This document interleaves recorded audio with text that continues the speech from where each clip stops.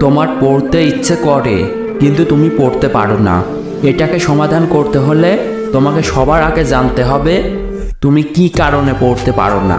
হতে পারে পড়তে বসলে ঘুম ধরে, বা বেশি সময় ধরে মনোযোগ ধরে রাখতে পারো না, কিংবা পড়া বুঝতে পারো না জন্য পড়তে পারো না। তোমার সমস্যাটা কি সেটা আগে জানতে হবে।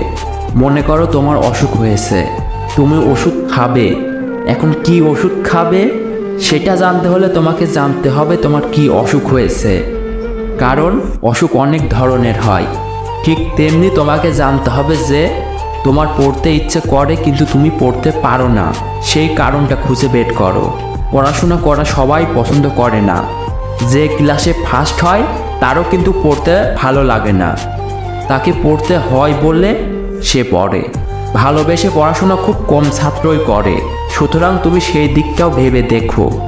আর সেই কারণটা খুঁজে বের করে ইউটিউবে অনেক ভিডিও আছে, সেগুলো দেখতে পারো, কিংবা আমার চ্যানেলেও ভিডিও আছে, সেগুলোও দেখতে পারো। ধন্যবাদ।